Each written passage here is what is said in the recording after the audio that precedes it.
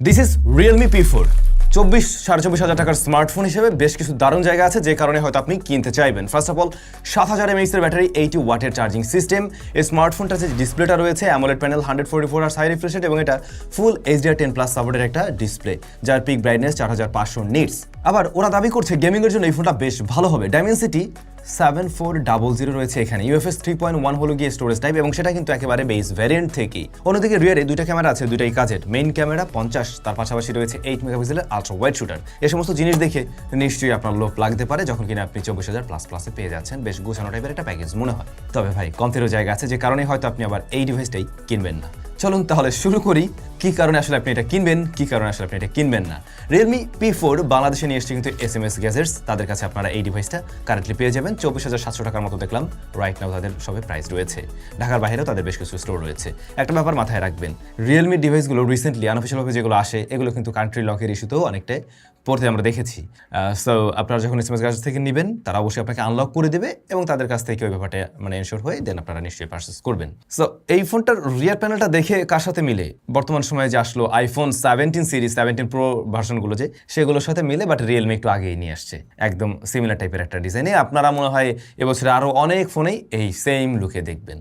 কি একটা কাণ্ড ভাই। 3.5mm হেডফোন জ্যাক নেই, বডি ফ্রেম প্লাস্টিকের তৈরি, সেকেন্ডারি নয়েজ ক্যান্সেলেশন মাইক আছে এবং আন্ডার ডিসপ্লে ফিঙ্গারপ্রিন্ট স্ক্যানার রয়েছে, যার পজিশনটা ফার্স্টের দিকে অনেকের কাছে একটু নিচে নিচে লাগবে, আমার কাছেও তাই লাগছে। তবে এর সাথে ইউজ টু হয়ে গেলে আই হোপ আর সমস্যা হবে না। তবে এটা বেশ ফাস্ট অ্যান্ড একুরেট, পারে টেনে লাগলে একটু ডিলে করতে পারে আর কি। এই রিয়ার প্যানেলের এই যে ক্যামেরা মডিউলের পাশে যে বাড়তি অংশ যেটা দিয়ে আইফোনের মতো একটা ভাব নিছে আর কি, এই অংশটাতে বেশ ভালো রকমের ফিঙ্গারপ্রিন্ট পড়ে, খুবই বিশ্রী লাগে দেখতে। এই অংশটাতে একটু কম পড়ে, এটা হালকা ম্যাট ফিনিশ। তারপর আপনারা কেস ব্যবহার করিয়েন, ওটাই ভালো হবে। হ্যান্ডফিল ভালো ফোনটার, বাট আউটলুক এবং যখন কিনা একটু বেশি ভালোভাবে করে ধরে দেখবেন আর কি, তখন একটা চিপ টাইপের একটা ফিল আসে। বিশেষ করে আপনি যদি খেয়াল করেন এই যে এখানে যদি এভাবে একটু জোরে চাপ দেন দেখবেন এখানে হালকা একটু নুয়ে যায়, হালকা একটু নিচু হয়, একটু ফাঁকা জায়গা আছে আর কি। এই সমস্ত জিনিস আপনাকে একটা চিপ বা সস্তা টাইপের ফিল দিতে পারে। এছাড়া নর্মালি এইটুক জায়গা থেকে যদি ড্রপ করা হয় আই হোপ সমস্যা হবে না এই ডিভাইসের। ফোনটার ওজন 185 গ্রাম, যে কারণে বলছিলাম হাতে নিয়ে মোটামুটি একটা ভালো ফিল পাওয়া যায়। বর্তমান সময়ে আইপি রেটিং এর যুগ চলছে, বাট এটাতে আইপি রেটিং এর ক্ষেত্রে আমরা 66 দেখছি, যে জিনিসটা হয়তো অনেকের কাছে একটু কম লাগতে পারে। স্টিল যাদের আর কি ফোন পানিতে চুবানোর প্রয়োজন পড়ে না, আই হোপ সমস্যা হচ্ছে না। এই ফোনটার অন্যতম আকর্ষণীয় পার্ট এর ডিসপ্লে সেকশন, যেখানে আমরা 6.77 ইঞ্চের বড় সড়ো একটা প্যানেল পেয়ে যাচ্ছি। এটা টোটালি ফ্ল্যাট একটা প্যানেল। 144Hz পর্যন্ত হাই রিফ্রেশ রেট দিলেও ওরা ক্লেম করলেও সব জায়গায় তেমনটা পাবেন না। ইউআই মোস্টলি রান করে কিন্তু 120Hz এবং ইউটিউবের ক্ষেত্রে আমরা দেখছিলাম, এছাড়াও আর বেশ কয়েকটা অ্যাপের ক্ষেত্রে আমরা দেখছিলাম গুগলের, যেগুলোতে 90Hz পর্যন্ত সর্বোচ্চ এসেছিল, এর উপরে আসেনি। কিছু কিছু অ্যাপ আছে যেগুলো আপনাকে 144Hz পর্যন্ত নিতে পারবে। 3840 PWM ডিমিং রয়েছে এই ডিভাইসটাতে এবং লো লাইটে যারা ব্যবহার করছেন তাদেরও কোনো ধরনের সমস্যায় পড়তে হবে না বা চোখের উপরে প্রেশার দিচ্ছেন না। 100% DCI-P3 কালার গামোড আমি দেখলাম অনলাইনে এমনটা। আর এটা ফুল HD+ রেজলিউশনের একটা ডিসপ্লে, HDR10+ এর সাপোর্ট আছে, ওয়াইড ভাইন L1 এর সাপোর্ট আপনারা অবশ্যই পেয়ে যাচ্ছেন। এবং কি দিয়ে একে প্রোটেকশন করা হয়েছে এই ব্যাপারটা আমরা কোথাও পাইনি, সুতরাং গ্লাস প্রোটেক্টর মাস্ট ব্যবহার করুন। এখন এই ডিসপ্লেটা বেশ কালারফুল, সিমেট্রিক্যাল টাইপের একটা ভাইব দেবে। চিন বেজেল দেখুন বেশ ন্যারো, লোয়ার চিনটা তুলনামূলকভাবে একটু মোটা হলেও সেটা কিন্তু খুব একটা যে চোখে পাচ্ছে এমনটাও নয়। টপ সেন্টারে পাঁচল কাটআউট আছে, ওটা অ্যাভারেজ সাইজের আমি বলতে পারি। তবে এই ডিসপ্লেটার কালার রিপ্রোডাকশন ভালো, বেশ পপ আপ টাইপের কালার দেয়। কালারের একিউরেসি বলতে গেলে নর্মালি দেখে আপনি বুঝতে পারবেন এই ডিসপ্লেটার কালারের অ্যাকুরেট নয়, কালারটা একটু বেশি ভাইব্রেন্ট, যেটা দেখতে ভালো লাগে।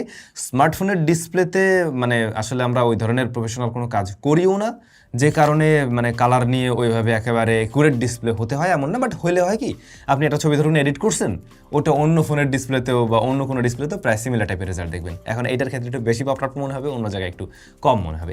তাছাড়া টাচ রেসপন্স কিন্তু ভালো আছে।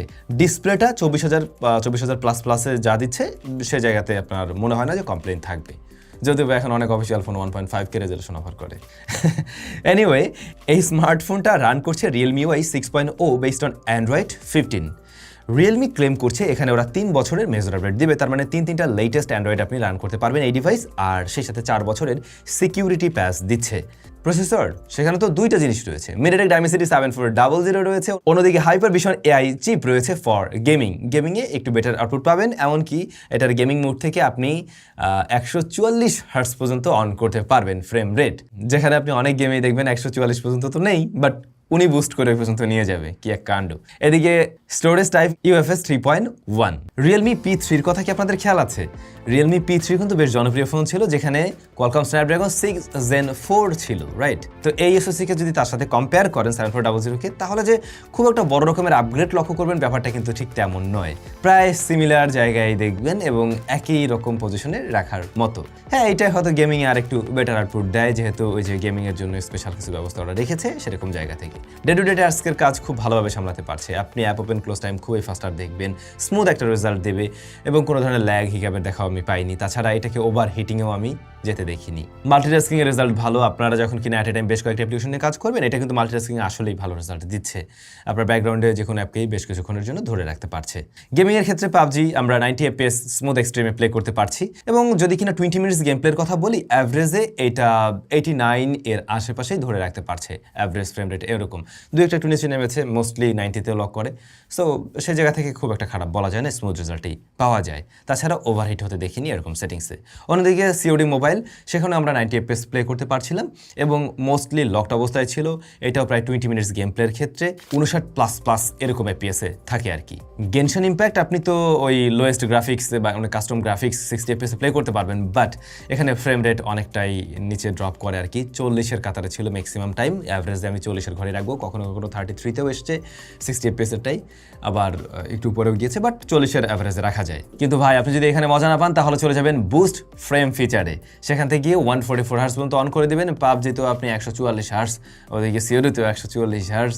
আপনি গেনশন ইম্প্যাক্টের ক্ষেত্রে তখন গিয়ে প্রায় 60 হার্টজের আশেপাশে বা 60-র মতো এরকম পাবেন আর কি। তবে স্মুথ রেজাল্ট দেয়। আমি জানি না এটা আসলে কেমনে কি, মানে গেমেই সাপোর্ট করে না, বাট ঠেলে আমাকে অত দূর নিয়ে যাইতেছে।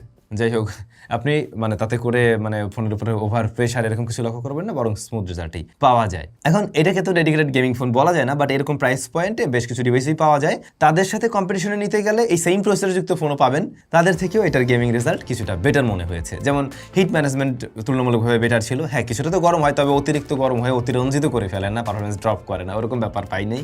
আর সেই সাথে এই যে গেমিং মোড টোড রয়েছে, এগুলো ব্যবহার করলে আর একটু বেটার এক্সপিরিয়েন্স পাবেন। বাট ভাই আপনি যদি আবার ওই অন করে নেন, কি বলে, রেকর্ডিং অন করে নেন, তাহলে কিন্তু দেখবেন যে এই ফোন ভালো রকমের স্ট্রাগল করছে তখন আর এই স্মুথ রেজাল্টটা থাকে না গেমিংয়েও। ওভারঅল 24,000 টাকায় কিনলে এই পারফরমেন্স নিয়ে আপনি অসন্তুষ্ট হবেন না, এটুকু আমি এনশিওর করতে পারি। দেন যদি চলে আসি এটার ক্যামেরাতে, রিয়ারে 50 মেগাপিক্সেলের মেইন শুটার রয়েছে, অমনিভিশনের OV50D। পরবর্তী শুটার 8 মেগাপিক্সেলের, যা হচ্ছে অমনিভিশনের OV08D10, অদ্ভুত নাম। সামনে রয়েছে একটা 16 মেগাপিক্সেলের শুটার IMX480। এখন এই যে তিনটা ক্যামেরা, তিনটাই তো কাজের। এখানে আপনার আরেকটা যে সেন্সর দেখছেন, এটা কিন্তু ভাই IR ব্লাস্টার সেন্সর। আপনি যদি ভাবেন যে এটা ক্যামেরা, নো, ওটা ক্যামেরা নয়। তো এই ফোনটার ছবি আপনাদেরকে হয়তো একটু হতাশ করে ফেলবে। বলছিলাম যে ক্যামেরার রেজাল্ট নিয়ে আপনারা খুব একটা সন্তুষ্ট হবেন না। ফার্স্ট অফ অল, ছবির কালারের একুরেসি একদমই ঠিক নেই। আমি প্রথমে ভেবেছিলাম যে এটা ডিসপ্লেতে হয়তো বা ভুল দেখাচ্ছে, এরকম, বা অন্য ডিসপ্লেতে নিয়েও দেখলাম একই কেস। অনেক বেশি কালার বুস্টেড, কন্ট্রাস্টের ছবি দেয়, ইভেন মানে ভালো লাইটিং কন্ডিশনেও, যে কারণে ছবিগুলোতে ন্যাচারাল টোনটা বিদ্যমান থাকে না।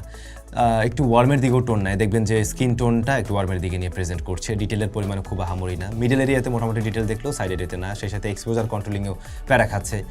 সবার বোঝা যাচ্ছে এটার ক্যামেরাতে খুব একটা আসলে গুরুত্ব দেওয়া হয়নি। মেন ক্যামেরা এর চাইতে বেটার। এই প্রাইস পয়েন্টে 25-26 টাকায় আপনারা অনেক পাবেন। এটার ক্যামেরা সেই জায়গায় খুব একটা ভালো রেজাল্ট করছে না, মেইন ক্যামেরাটা আর কি। হ্যাঁ, এখানে পোর্ট্রেট মোড আপনারা দুইটা ফোকাল লেন্থ ব্যবহার করতে পারবেন, যদিও টেলিফটো বা আলাদা কোনো ডেপথ সেন্সর নেই, তবে ডিজিটাল জুম করে ওইটা ক্রিয়েট করে আর কি। বাট ওকে, ব্যাকগ্রাউন্ড ব্লারনেস একটু আর্টিফিশিয়াল লাগে, 2x তুললে বরং দেখতে আর কি সুন্দর লাগে, কিন্তু একটু সফট। সেই সাথে আলট্রা শুটার আর মেইন শুটারের কালার টোনও সিমিলার, এখানেও কালার বুস্টেড, যদিও বা আলট্রাটা দিয়ে ডে লাইটের কন্ডিশনে ছবি তোলা বরং ভালো, লো লাইট এটা কিন্তু খুব একটা ভালো পারফর্ম করবে না, এটাও একেবারে অ্যাভারেজ রেজাল্ট দিচ্ছে আর কি। আর মেইন ক্যামেরা লো লাইটে অনেক বেশি কন্ট্রাস্টই করে, স্ট্যাডি হাতে ধরতে পারলে আপনি তুলনামূলকভাবে বেটার উপর পাচ্ছেন। তাও মানে যদি লাইটিং সোর্স একটু ভালো থাকে আর কি, সেক্ষেত্রে আপনি চালাতে পারবেন। ফ্রন্ট ফেসিং ক্যামেরাটা আবার একটু গ্লো করে, সুন্দর করে দেয়, ইনডোরের দিকে সফট, আউটডোরেও কিছুটা সফট, বাট চলন শৈশবী এর থেকে পাচ্ছেন আর কি। আর ভিডিও রেকর্ড করতে পারে সর্বোচ্চ 4K 30 FPS। ভিডিওতে জিটারিং ছিল, ভিডিও কোয়ালিটিও আমি অ্যাভারেজের কাতারেই আসলে রাখছি। ওভারঅল ক্যামেরা সেকশনটাই মনে হয়েছে যে একটু জট, যেখানে আপনাকে কিছুটা ছাড়তে হচ্ছে, কিছু করার নেই। এটা মূলত একটু পারফরমেন্স সেন্ট্রিক ডিভাইস, সেটুক মেনে নিয়ে আপনাকে কিনতে হবে। ক্যামেরাতে যদি আপনার মেইন ফোকাস থাকে, তাহলে এইটার থেকে আপনি দূরে থাকুন, সেটাই বরং ভালো। বাট যে কারণে আপনি আবার আদর করে আপনার পকেটে রাখতে পারেন। 7000 mAh এর ব্যাটারি আছে, এর মাঝে 80 ওয়াটের চার্জার রয়েছে। 9 আওয়ার্সের মতো এসওটি পেয়েছি। 7000 mAh থেকে আমি আরও বেশি এক্সপেকটেশন রেখেছিলাম, বাট ওরকমই তো দেখলাম মোটামুটি। আর এর সাথে যে 80 ওয়াটের চার্জার রয়েছে, 1 ঘন্টা প্লাস 1 ঘন্টা 10 মিনিট 15 মিনিটের মধ্যে এটাকে ফুল চার্জ করা সম্ভব। আছে স্টেরিও স্পিকার, সাউন্ড কোয়ালিটি ভালোই পাবেন, একেবারে খুব ডেপথফুল সাউন্ড নয়, তবে ডিস্টরশনও নেই, লাউডনেস ভালো আছে। আর বাংলাদেশে রিসেন্টলি 5G চালু হয়ে গেছে, তো সুখবর এখানে 10 5G ব্যান্ড রয়েছে, ওয়াইফাই 6E থাকছে এবং ব্লুটুথ 5.4 রয়েছে, বাট নো NFC। এটাও তো বাংলাদেশে চালু হয়েছে, ওটা থাকলে ভালো হতো। সো আপনি NFCও এখানে পাচ্ছেন না, এই হলো কমতির জায়গা। এখন ব্রাদার, এই ফোনটা ইন্ডিয়ার মার্কেটে মোটামুটি 16,000 রুপিতে এসছে। সেই জায়গা থেকে কনভার্ট করলে কেমন হয় আপনি তো বুঝতে পারছেন। আর বাংলাদেশে 25,000 থেকে বেস্ট ভ্যারিয়েন্ট, যেটা আমার কাছে মনে হচ্ছে একটু বেশি। এটা 22-এর আশেপাশে হলে পরে একদম পারফেক্ট ডিল হইতো। তারপরেও বেশ কিছু ইন্টারেস্টিং জায়গা আছে যেগুলোর জন্য আবার অনেকেই কিনবেন। আপনাদের কাছে কেমন লাগছে বলেন একটু, আমি শুনি। সবাই ভালো থাকুন, সুস্থ থাকুন, দেখা হচ্ছে নতুন ভিডিওতে।